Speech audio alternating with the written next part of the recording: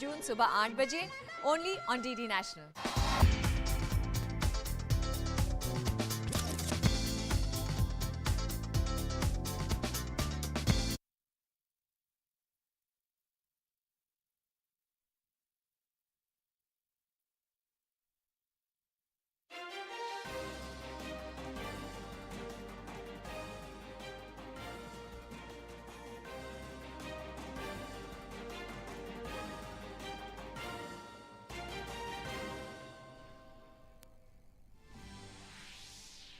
वज़ीर आज़म नरेंद्र मोदी अपने दौरे अमेरिका के तीसरे दिन भारतीय कम्युनिटी से करेंगे खिताब। वज़ीर आज़म मोदी की करेंगे खिताब। वज़ीर आज़म मोदी की अमेरिकी नायब सदर कमला हैरिस और वज़ीर ख़ारजा एंटोनी ब्लिंकन से भी होगी मुलाकात।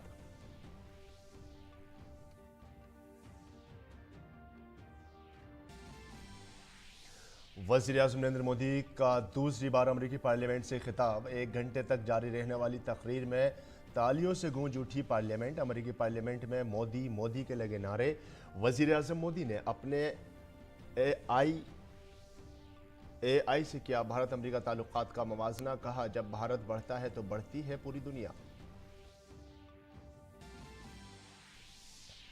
बीजेपी ने वज़ीर आज़म के अमेरिकी दौरे की कामयाबियों को बताया खास। बीजेपी लीडर स्मृति ईरानी ने कहा, अमेरिका के दौरे के दौरान ऐसे कई फैसले लिए गए जो भारतीय इख्तरा की लिखेंगे तारीख। सेमीकंडक्टर सप्लाई चेन और इनोवेशन पार्टनरशिप मुआहदा न सिर्फ तहकीक बल्कि कारोबार के मौके को देगा फरोग।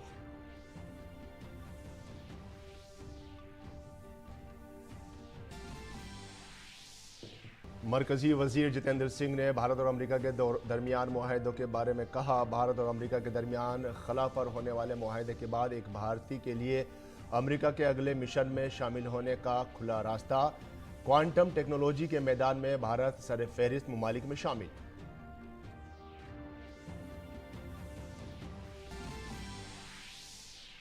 जम्मू में बलिदान दिवस के मौके पर जनसंघ के बानी डॉक्टर श्यामा प्रसाद मुखर्जी को खराज अकीदत पेश करके मरकजी वज़ीर दाखिला अमित शाह ने जम्मू के 2 रोज़ा दौरे की शुरुआत। मुतादिद तरक्याती मनसूबों का किया इफ्तिताह और रखा संग बुनियाद। कहा, 9 साल में दहशतगर्दाना वाक़यात में आई 70% कमी। दहशतगर्दाना वाक़यात पर कदगन लगाने में मिली कामयाबी।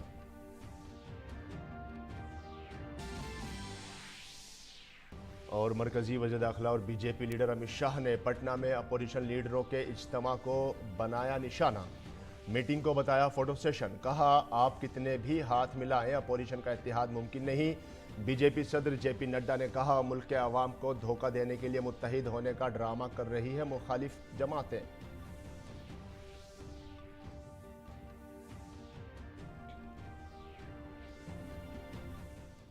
आदाब नाज़रीन, खबरनामे में आपका खैर मकदम है। मैं हूं आपके साथ फ़हीम अहमद। वज़ीर आज़म नरेंद्र मोदी के अमेरिका दौरे का आज तीसरा दिन है। उनका पावर पैक्ड सीईओ से मुलाकात के अलावा प्रोफेशनल से भी मुलाकात का प्रोग्राम है। इसके अलावा वज़ीर आज़म नरेंद्र मोदी आज अमेरिका में मुक़ीम भारतीय कम्युनिटी से खिताब करेंगे और अमेरिकी नायब सदर कमला हैरिस और वज़ीर ख़ारजा एंटोनी ब्लिंकन से भी बातचीत करेंगे।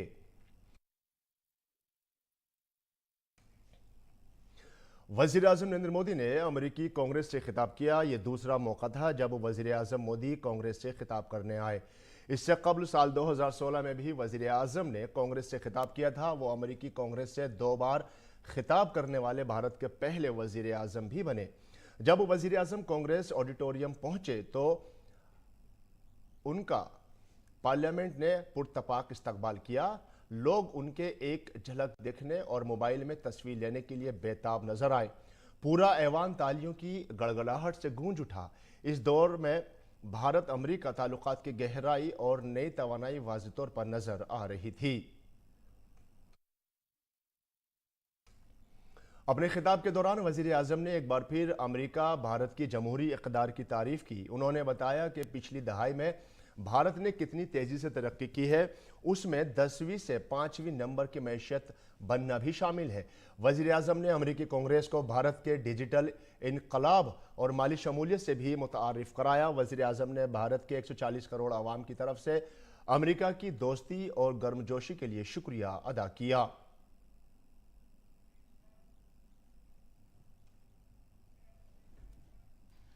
In the past few years, There have been many advances in AI, artificial intelligence. At the same time, there have been even more momentous development in another AI, America and India.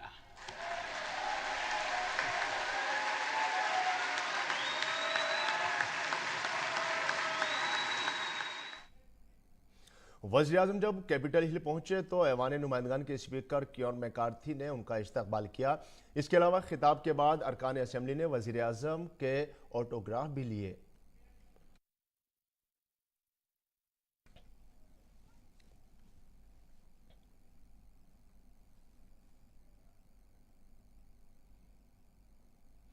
मरकजी वजीर जितेंद्र सिंह ने एक press conference से खिताब करते हुए भारत और America के दरमियान मुआहदों के बारे में बात की। उन्होंने कहा कि भारत और अमेरिका के दरमियान खला पर मुआहदे के बाद एक भारतीय के लिए अमेरिका के अगले मिशन में शामिल होने का रास्ता भी खुल गया है। What has been envisaged by the American space experts, space scientists, is returning to the moon or landing humans on the moon. They have planned out certain ambitious programs for the next 2-3 years, and they wish India to be equal partners. No longer is India now operating from a position of weakness or a position of being lesser equipped. We are now collaborating as equal partners. We are offering them as much as they have to offer us. मरकजी वजीर जितेंद्र सिंह ने कहा कि America अब खला के मैदान में भारत को बराबर का शराकतदार बनाना चाहता है। The first human being to land on the surface of moon was Neil Armstrong, an American, where we were still, catching up. It's also quite possible that the first mission or the next mission to the space station could have an Indian along with an American. So it's not yet finalized, but now the decks are cleared for those kind of ventures as well. Science और technology के वजीर ममलिकत जितेंद्र सिंह ने कहा कि Bharat quantum technology के मैदान में सर-ए-फहरिस्त 5-6 ममालिक में शामिल है। उन्होंने कहा कि अब भारत इस मैदान में भी अमेरिका के साथ ताउन करेगा। We have recently launched the quantum technology, which placed India into an elite club of about just 5-6 countries. And there also the agreements being signed include collaboration in advanced computing, including the US Quantum Development Consortium getting involved with Indian counterparts. The fact here is that quantum technology, to my mind, signifies India's pace at an equivalent level to any other country of the world. Because today, with quantum technology, we are at the same level as the other 6-7 countries.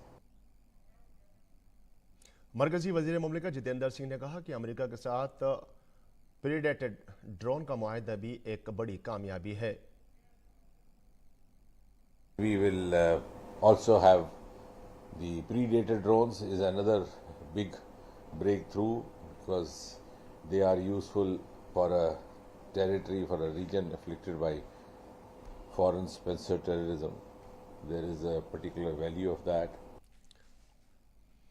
Electronics और information technology के मरकजी वजीर ममलिकत राजीव चंद्रशेखर ने भारत और America के दरमियान तकनीकी मुआहदों के बारे में बताया। उन्होंने कहा कि इन उभरती हुई टेक्नोलॉजीज में हुए मुआहदों से भारत के नौजवानों के लिए बहुत अहम मौके पैदा होंगे। कल के जो अनाउंसमेंट्स हैं सेमीकंडक्टर में, एआई में, क्वांटम में, हाई परफॉर्मेंस कंप्यूटिंग में, ये चारों क्षेत्र जो हम अंग्रेजी में कहते हैं क्रिटिकल इमर्जिंग टेक्नोलॉजीज हैं, उन्होंने भारत और अमेरिका का बीच इस रिलेशनशिप और इस पार्टनरशिप के साथ एक तरह से एक सिग्नल कर दिया है भारत को, भारत के युवाओं को, कि आने वाले दशक इंडिया टेकेड में इतने सारे अपॉर्चुनिटीज़ हैं टेक्नोलॉजी की दुनिया में। 3 जो अनाउंसमेंट हुए हैं कल, मेरे हिसाब से मिनिमम 80,000 जॉब तो होंगे ही होंगे मिनिमम।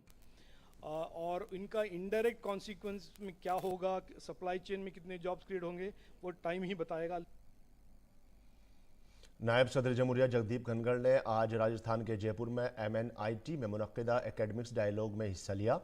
प्रोग्राम में नई तालीमी पॉलिसी 2020 पर तबादला ख्याल किया गया। नायब सदर जमहूरिया ने कहा कि 3 दहाइयों के बाद हुकूमत ने तालीमी निज़ाम में तब्दीलियाँ की हैं जो बरसों से जारी है। उन्होंने कहा कि आज मुल्क के नौजवानों को बहुत फ़ख्र है कि भारत में एक ऐसी ताकत ने जन्म लिया है जो हर मैदान में दुनिया के लिए राह हमवार कर रही है। नायब सदर जमहूरिया ने नौजवानों से जोर देकर कहा कि वो मजबूत भारत में अपना ताउन दें। इस दौरान धनखड़ ने न सिर्फ माहिरीन तालीम के साथ बल्कि उन तलबा से भी बातचीत की जिन्होंने MNIT के तालीमी, खेलों और कारोबारी शोबों में बेहतरीन कारकर्दगी का मुजाहिरा किया है। You are lucky to be living at a time when India, our Bharat, is on the rise as never before. This rise is unstoppable. The incremental trajectory cannot be impeded, but it will get a real speed by your contributions. मवासलात और IT के मरकजी वजीर अश्वनी वैष्णव ने जुमे को कहा कि एक साल में मुल्क में 4-5 सेमीकंडक्टर प्लांट लगाए जाने की उम्मीद है। इस सिमत में तेजी से काम किया जा रहा है। सेमीकंडक्टर प्लांट के क़याम के लिए पूरी टीम को तैयार कर लिया गया है और इसके लिए तेजी से काम किया जा रहा है। उन्होंने ये उम्मीद भी जाहिर की कि इंडिया में पहली सेमीकंडक्टर चिप अगले चंद दिनों में सामने आएगी। We are, and the team which will start the manufacturing process in India, that team is also set. So within next 6 quarters, we are anticipating that Micron will start the first made in India chip will be out in coming 6 quarters, यानी 1.5 years में expectation है. So what's important is, जैसे प्रधानमंत्री जी ने हमेशा शुरू से जब सेमीकंडक्टर इंडस्ट्री की बात हुई तब से शुरू से एक चीज़ कहा था कि देखो ये फाउंडेशनल इंडस्ट्री है, ये इंडस्ट्री सारी इंडस्ट्रीज की फाउंडेशन है। मरकजी वज़ीर दाखिला अमित शाह जम्मू कश्मीर के 2 रोज़ा दौरे पर हैं। अमित शाह ने आज जम्मू में बीजेपी के दफ्तर में भारतीय जनसंघ के बानी श्यामा प्रसाद मुखर्जी को गुलपोशी करके खराज अकीदत पेश किया।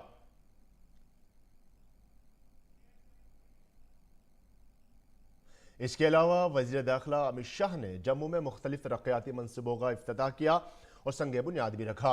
वज़ीर दाखिला दोपहर को श्रीनगर जाएंगे। श्रीनगर में वजारत सकाफत की तरफ से मुनक्किद वितस्ता फेस्टिवल में शिरकत करेंगे। अमित शाह श्रीनगर के राजभवन में सिक्योरिटी जायजा मीटिंग करेंगे। 24 जून को सुबह वज़ीर दाखिला श्रीनगर के प्रताप पार्क में शहादत के सुतून का संग बुनियाद भी रखेंगे। इस दौरान वज़ीर दाखिला अमरनाथ यात्रा की तैयारियों और सिक्योरिटी की सूरत हाल का भी जायजा लेंगे। जलसे आम से अपने खिताब में वज़ीर दाखिला ने कहा कि जब आर्टिकल 370 नाफिज किया गया था तो श्यामा प्रसाद मुखर्जी ने इसकी मुखालफत की थी और कहा था कि इस मुल्क में 2 कानून साजी, 2 निशान और 2 सरबराही नहीं चलेगी। जब धारा 370 इंट्रोड्यूस हुई, इसका विरोध किया और कहा इस देश में 2 विधान, 2 निशान, 2 प्रधान नहीं चलेंगे और इसके लिए सत्याग्रह करते करते जम्मू कश्मीर तक पहुंचे। धोखे से अरेस्ट कर लिया गया। हम सब जानते हैं कि इनकी हत्या कर दी गई। आज श्यामा प्रसाद जी का बलिदान दिन है, मगर मैं जानता हूं श्यामा प्रसाद जी की आत्मा जहां पर भी होगी बड़े सुकून के साथ होगी, क्योंकि 5 अगस्त 2019 को मोदी जी ने धारा 370 को निरस्त कर दिया।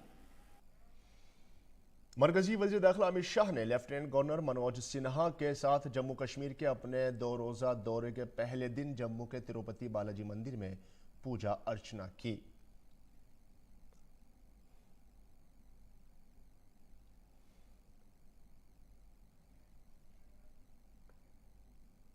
मरकजी वज़ीर दाखिला अमित शाह ने पटना में अपोजिशन इत्तेहाद के इजलास को निशाना बनाते हुए कहा कि आज पटना में फोटो सेशन चल रहा है। तमाम अपोजिशन लीडर एक प्लेटफॉर्म पर आ रहे हैं और ये पैगाम देना चाहते हैं कि हम बीजेपी और मोदी जी को चैलेंज करने के लिए तैयार हैं। मैं अपोजिशन के लीडरों से कहना चाहता हूं कि आप जितने भी हाथ जोड़ लें, आप मुत्तहिद नहीं हो सकते, और अगर आप भी जाएं तो मोदी जी 2024 में 300 से ज्यादा सीटें लेकर आएंगे। पटना में एक फोटो सेशन चल रहा है। सारे विपक्ष के नेता एक मंच पर इकट्ठा हो रहे हैं और संदेश देना चाहते हैं कि हम भारतीय जनता पार्टी को, एनडीए को और मोदी जी को चैलेंज करेंगे। मैं सारे विपक्ष के नेताओं को एक कहना चाहता हूं, कितने भी हाथ मिला दो, आपकी एकता कभी संभव नहीं है, और हो भी गई तो कितने भी इकट्ठा होकर जनता के सामने आ जाइए। 2024 में 300 से ज्यादा सीटों के साथ नरेंद्र मोदी जी का प्रधानमंत्री बनना तय। और बीजेपी सदर जेपी नड्डा ने उड़ीसा के कालाहांदी में एक रैली से खिताब किया। अपोजिशन पर जवाबी वार करते हुए उन्होंने कहा कि आज जो लोग इख्तिदार के लिए मुत्तहिद होने का ड्रामा कर रहे हैं, यही लोग तारीख में एक दूसरे पर बदउनवानी के इल्जामात लगाते रहे हैं। ऐसे में अपोजिशन मुल्क के मफाद में नहीं बल्कि आवाम को धोखा देने के लिए मुत्तहिद होने का ड्रामा कर रही है। उन्होंने कहा कि मोदी जी की क़यादत में मुल्क को एक नई सिमत और नई ताकत दी है।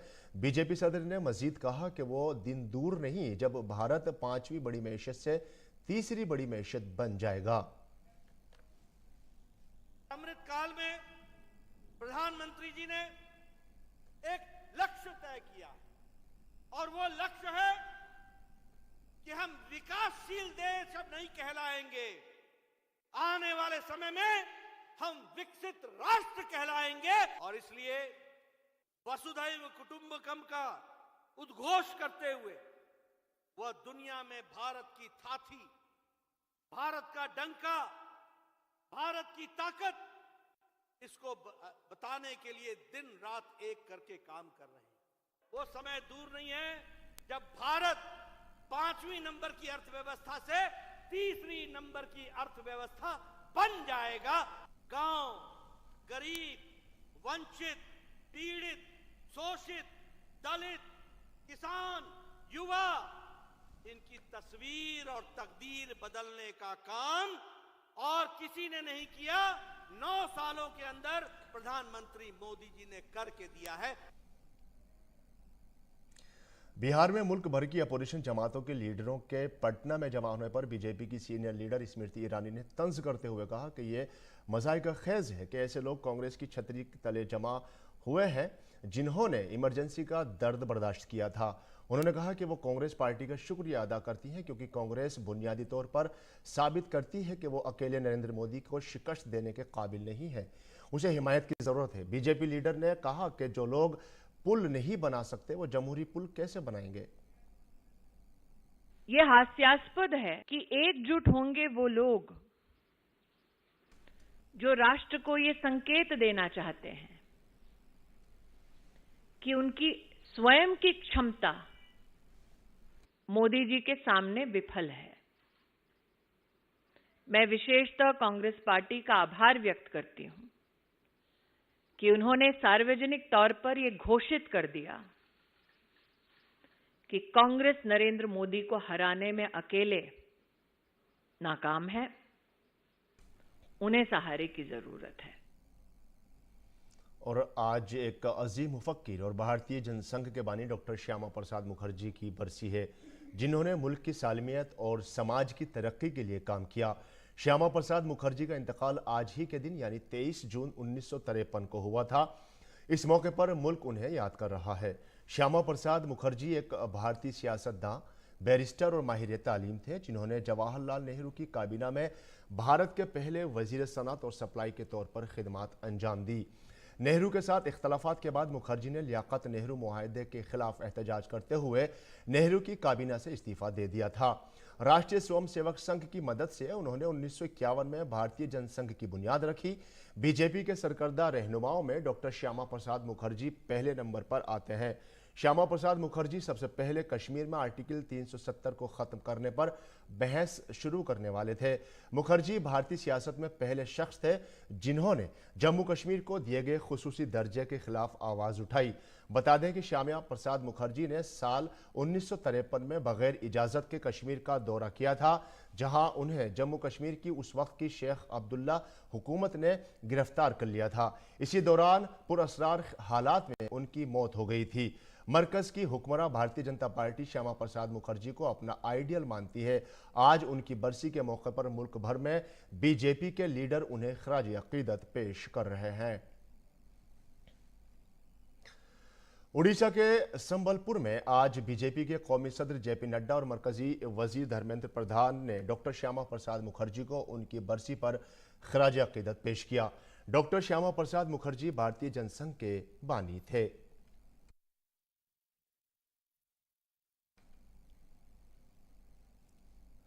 श्यामा प्रसाद मुखर्जी की बरसी के मौके पर बीजेपी के सीनियर कौमी नायब सदर, साबिक मरकजी वजीर राधा मोहन सिंह, तंजीमी लीडरों में BL संतोष, मरकजी वजीर स्मृति ईरानी, दिल्ली बीजेपी के सदर वीरेंद्र सचदेवा समेत कई सीनियर लीडरों ने बीजेपी हेडक्वार्टर में श्यामा प्रसाद मुखर्जी के मुजस्मे पर फूल चढ़ाकर खराज अकीदत पेश किया।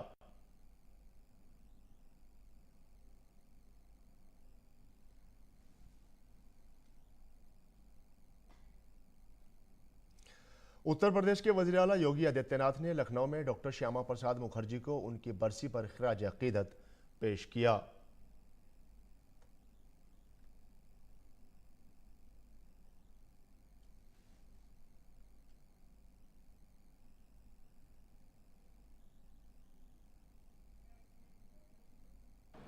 देश की आजादी की लड़ाई में उन्होंने महत्वपूर्ण भूमिका का निर्वहन किया। देश के विभाजन की त्रासदी को रोकने के लिए और पूरे बंगाल को अंग्रेजों की कुटिलता से बचाने में डॉक्टर श्यामा प्रसाद मुखर्जी जी जैसे राष्ट्र नायकों का एक बड़ा योगदान रहा है। डॉक्टर श्यामा प्रसाद मुखर्जी जी ने एक नारा देश को दिया था, एक देश में दो प्रधान, दो विधान और दो निशान नहीं चलेंगे। डॉक्टर श्यामा प्रसाद मुखर्जी जी के सपने को साकार किया प्रधानमंत्री श्री नरेंद्र मोदी जी ने, जब 5 अगस्त 2019 को कश्मीर में धारा 370 को सदैव के लिए समाप्त करके और मरकजी वज़ीर सेहत मनसुख मांडविया ने महाराष्ट्र के नायब वज़ीर आला देवेंद्र फडणवीस और महकमा सेहत के आला अफसरान के साथ रियासत में सेहत के बुनियादी ढांचा पर एक जायजा मीटिंग की। इस मीटिंग में तय पाया गया कि आयुष्मान भारत योजना और ज्योतिबा फूले आरोग्य योजना को एक साथ करके रियासत में नाफिज किया जाएगा। रियासत में 12 करोड़ लोगों को आयुष्मान भारत योजना और ज्योतिबा फूले आरोग्य योजना का एक मुश्तरका कार्ड बनाकर 5 लाख की हेल्थ सिक्योरिटी देने का फैसला किया गया है।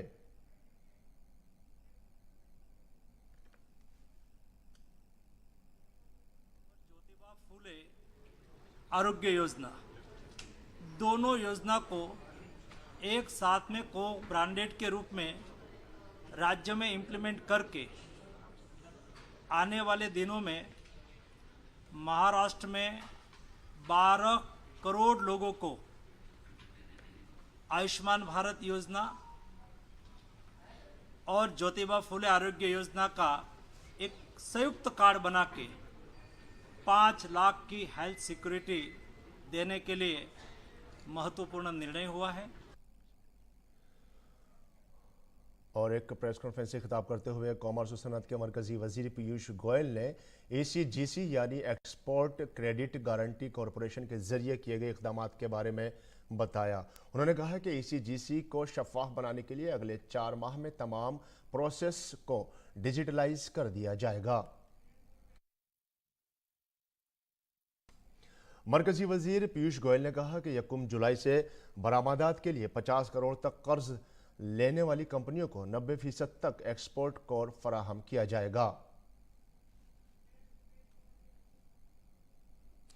इसके अलावा मरकजी वजीर तिजारत ने यह भी बताया कि अच्छे ट्रैक रिकॉर्ड वाली कंपनियों को 1500 करोड़ तक की हद के लिए फी 90% तक का नुकसान की तलाफी की जा सकेगी। उन्होंने बताया कि भारत में पहली बार बरामदात को फरोग देने के लिए इतना बड़ा इकदाम किया गया है।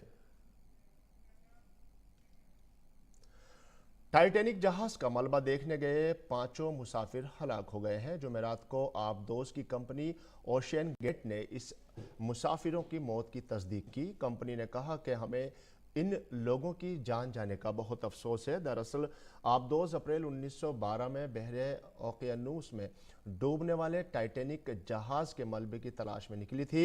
आबदोज इतवार की सुबह 6 बजे शुमाली बहरे ओकियानूस के अपने सफर पर रवाना हुई। इस वक्त अमले के पास 4 दिन की ऑक्सीजन थी। मुहिम में 96 घंटे गुजर चुके हैं और आबदोज में ऑक्सीजन खत्म हो चुकी थी। खेल की खबरों में सिलेक्टर्स ने जुमे को टीम इंडिया के दौरे वेस्ट इंडीज के लिए भारतीय टीम का ऐलान किया। नौजवान ओपनिंग बल्लेबाज यशस्वी जायसवाल को पहली बार टेस्ट टीम में शामिल किया गया है, जबकि सीनियर बल्लेबाज अजिंक्य रहाणे को एक बार फिर टेस्ट टीम में नायब कप्तान की जिम्मेदारी सौंपी गई है। रहाणे ने नवंबर 2021 में नायब कप्तानी से हटा दिया गया था जब टीम जनूबी अफ्रीका जा रही थी। इसके अलावा सेलेक्टर्स ने वनडे फॉर्मेट के लिए भी टीम का ऐलान कर दिया है। इन दोनों टीमों ने केएल राहुल, सुरेश अय्यर और जसप्रीत बुमराह को वापस नहीं किया है, जो अभी रुबए सेहत हो रहे हैं। और नाज़रीन, इसी के साथ खबरनामा यही मुकम्मल होता है। हमारी पूरी टीम को दीजिए इजाज़त। आदाब।